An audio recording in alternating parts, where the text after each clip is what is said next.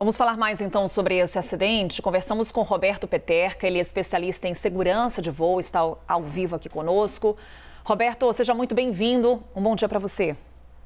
Bom dia, Carol. Um prazer falar com vocês. Bem, Roberto, é sempre complicado diante de um acidente com uma aeronave a gente trazer aqui o que de fato teria ocorrido, sendo que as investigações começam a partir de agora, a partir do acidente. Mas pelo que já sabemos, quais são as principais hipóteses para essa tragédia, Roberto? As condições meteorológicas de fato podem ter contribuído para esse acidente? Com certeza. Veja bem, atualmente todas as possibilidades estão em aberto. Porém, a meteorologia, as condições adversas que estava imperando ali no aeroporto, indicam que possivelmente ele pousou com um vento de cauda, um vento forte de cauda, ao invés de pousar contra o vento, e aí não teve pista suficiente para parar e ultrapassou seus limites e colidiu com esse borrote. Sabemos sobre as condições desse aeroporto onde essa aeronave deveria pousar, Roberto? Olha, esse daí não chega a ser um aeroporto. Aeroporto chama-se aeroporto quando você tem condições de apoio. Esse aeroporto, como bem foi dito, ele só opera visual porque ele não tem balizamento, ele não tem recursos para fazer uma aproximação por instrumento. Ou seja, isso torna o pouso ainda mais difícil? Em condições normais, não. Em condições visuais, sem que tenha uma meteorologia adversa, como tudo indica que estava tendo naquele momento, o pouso seria normal. Veja bem que 2 aviões antes desistiram de pousar devido às condições meteorológicas. Sobre a aeronave em si, Roberto, a gente está acompanhando aí as imagens, momentos após esse acidente, também o que já sabemos, a gente pode considerar o quê? Uma aeronave de médio porte?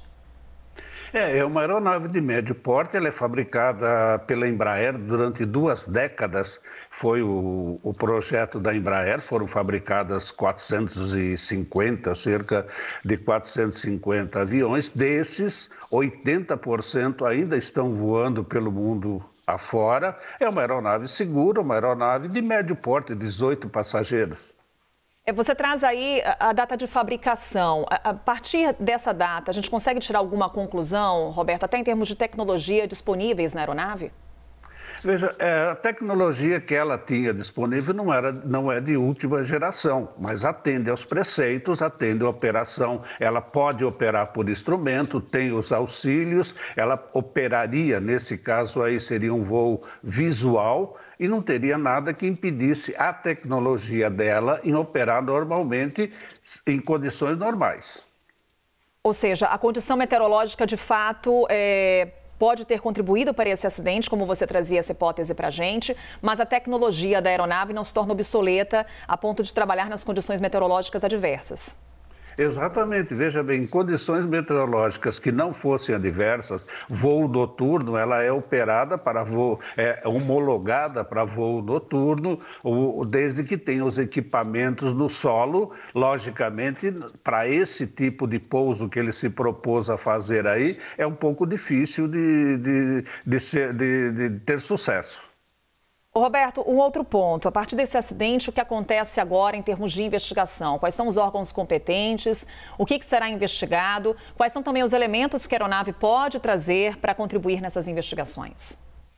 Bom, veja bem, existem 2 investigações, basicamente. Existe a investigação que é feita pelo CENIPA, onde vai se buscar elementos, fatores que contribuíram para esse acidente, condições físicas, psicológicas dos tripulantes, manutenção da aeronave, os requisitos dela, treinamento dos pilotos, enfim, uma série de elementos que vão servir para se usar para prevenir outros. E existe o processo judicial, o processo criminal. Quanto tempo teremos um laudo dos órgãos competentes, Roberto? Geralmente dura quanto tempo essa investigação? Olha, é difícil de dizer porque depende da complexidade que vai se apresentar. Veja bem, se houver alguma coisa que necessite de uma pesquisa dos motores, principalmente, e aqui no Brasil não tiver essa condição, que esses motores normalmente é do Canadá, da Pratt Whitney, eles podem ser levados para lá para serem pesquisados. Então, é difícil dizer 30 dias, 40, 60 dias, vai tudo depender da quantidade de investigação que o Seripa-7 esteja investigando e a complexidade desse avião em conseguir dados, por exemplo, sobre os pilotos, a condição fisiológica dele, a condição psicológica deles no momento do acidente, que tudo isso é levantado para ver o porquê que ele insistiu em pousar num local que 2 aviões haviam arremetido. Ou seja, podemos também trabalhar com uma hipótese de falha humana, Roberto? Olha, é difícil dizer falha humana, tá? Porque a falha humana é mais falha. A falha humana seria a condição física ou psicológica dos elementos. Aí, no caso, é o fator operacional, que é a interação do homem com a operação do avião. Então, são muitos fatores operacionais que levam em consideração aquilo que eu falei, o treinamento, a decisão, como é que era o tipo de piloto, se ele insistia, se ele não insistia, enfim, é levantado um quadro, tá, do avião, é analisado o avião desde que ele foi fabricado, se todas as manutenções foram cumpridas, se quem cumpriu é homologado, é certificado para cumprir, enfim, por isso que demora a conclusão dessa investigação. Para a gente encerrar, Roberto, muito se fala após um acidente sobre o acesso às caixas pretas. Esse é um tipo de aeronave que tem esse tipo de equipamento? Tem, esse avião deve ter as 2 caixas pretas, chamada caixa preta, que é laranja, né?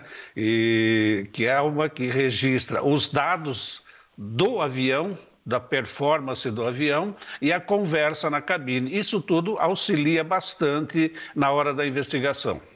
Agora também, então, acompanhar esse trabalho de investigação após esse acidente. Roberto Peterka tirando aqui as nossas dúvidas e trazendo detalhes sobre essa principal hipótese trabalhada no momento com relação a esse acidente. Roberto Peterka, que é especialista em segurança de voo. Mais uma vez, muito obrigada, Roberto. Até uma próxima. Até uma próxima, Carol. Um bom final de semana para vocês.